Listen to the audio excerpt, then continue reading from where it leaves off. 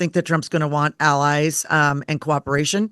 But, ultimately his love language is also, the art of the deal. So he's going to expect, that allies are, fully allies. Let's start in the US, where it's been confirmed that Republicans will retain control of the House of Representatives, seizing a sweep of the federal government with control of the White House and majorities in both chambers of Congress.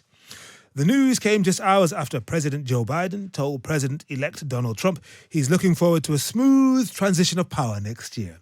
Mr. Trump was at the White House today for the first time since leaving office. Looking forward to having like we said, a smooth transition. Do everything we can to make sure you're accommodated, what you need. And we're going to get a chance to talk about some of that today. So, good. Welcome Thank you back. very much. And thank you very much. And politics is tough.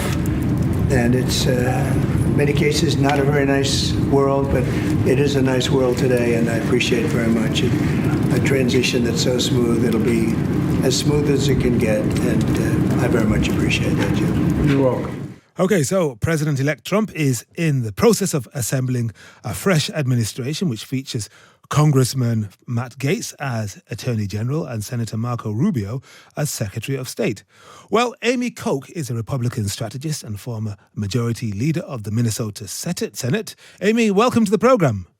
Right. Thank you for having me, Henry. How are you? It's really good. Oh, I'm grateful. I love talking about American politics and UK politics as well. It's really interesting, just exploring power, decision-making and the impact on people. But let's start with your response to today's cabinet picks. Marco Rubio as Secretary of State. Now, obviously, he's a senior figure on the Senate Intelligence and Foreign Relations Committees, and we know he's hawkish on China. But he's also a defender of NATO, which Donald Trump is not a fan of. So I'm just wondering, how aligned are they? Well, I think that it's always good to have folks on your cabinet that are both aligned in certain areas. Trump is also very hawkish on China, but someone who brings something else to the table in other matters like NATO. And I don't think that President Trump is opposed to NATO. I think that he wants a good deal from our NATO allies, and he wants reciprocity. So I think that, that's great. I think that's what Marco Rubio brings to it, and I think he's a good pick for that cabinet position. Yeah, I mean, he was a staunch defender of Ukraine and supplying them with weapons, but he may have to change his tune now, won't he? Well, we'll see. I think that this administration, I think people presupposing some things about what they're going to do, particularly when it comes to Europe, is probably premature. I think that Trump's going to want allies and cooperation. But, ultimately his love language is also, the art of the deal. So he's going to expect, that allies are, fully allies. All right. Well, Senator Rubio might go down well with some mainstream Republicans, Amy. But what about the Florida congressman, the bullish Congressman Matt Gaetz as Attorney General? I think that blindsided a lot of people. Now, remember, he brought down Kevin McCarthy about a year or so ago, and he's had a pretty controversial private life. In fact, the current Attorney General's office was investigating him on sex trafficking charges. I think they've now been abandoned. But the House Ethics Committee is still looking into him. Now, is this a wise appointment? So I have been very pleased with the early appointments by the Trump administration. I like Susie Wiles at Chief of Staff, Elise Stefanik. We'd heard about Senator Rubio early on, and so a variety of other appointments he was making. I have some concerns about Matt Gaetz. I think that I've heard from many Republicans that do. What are those concerns based on, Amy?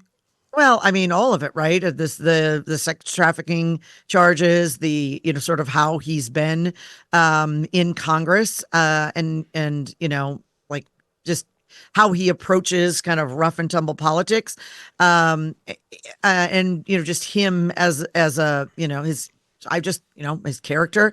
I have concerns. I think that all of this will be vetted for his by the Senate, for his suitability for the office, and ultimately the Senate will decide. That's why we have the checks and balances, right? The president gets to put forward who he wants, and the president proposes, and the Senate disposes.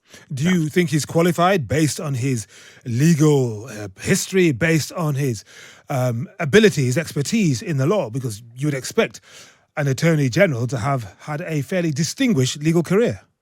Yeah, you would expect that. And I don't know. I know much more about his political career than I do about his time as an attorney, but I would guess all of that will come out in the wash while the Senate is, going through his Yeah, confirmation. he wasn't a lawyer for very long. Let me move on to another controversial pick: the Fox News presenter Pete Hegseth, a Green Beret, so a decorated veteran, but not someone who has any experience of running a department, let alone one with a budget of over $900 billion. What about concerns there?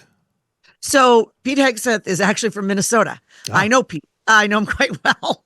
And so, he is a decorated warrior. And I think that a lot of folks, I'm former Air Force veteran. I was a Russian linguist in the Air Force.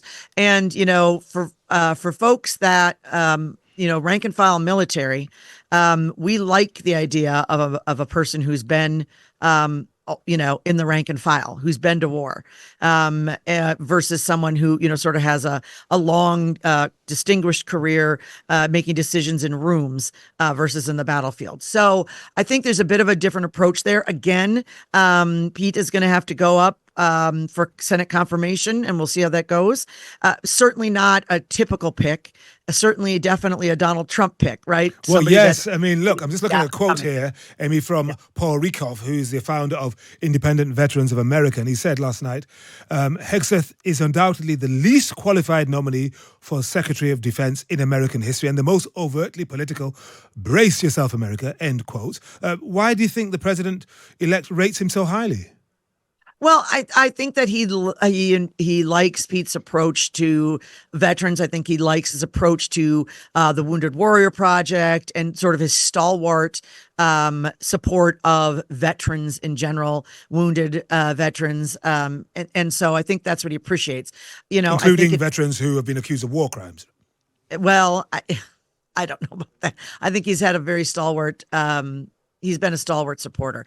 I think that he is not the most, the most staid pick, and we'll see what the Senate does and what comes out in those hearings. Okay. What are you expecting Elon Musk to actually do with his Department of Government Efficiency, Doge? I mean, if he cuts 2 trillion or anything like it from government programs, I mean, my God, the impact. Where do you hope he'll start? Well, so for Republicans and for, having an efficiency expert and having someone from, a business background come into the federal government and start, poking around has been a dream. And so that's interesting. What I would just say is also someone that has seen the budgets and examined departments that the government that efficiency doesn't mean just slashing jobs, right? Efficiency means making sure that the government works for the people that have to interact with the government, that the customer service, that the services that they provide to the American citizens, who are the taxpayers, is being done well. It's not just about slash and burn. And so the Department of Government Efficiency, I say, all right, let's go.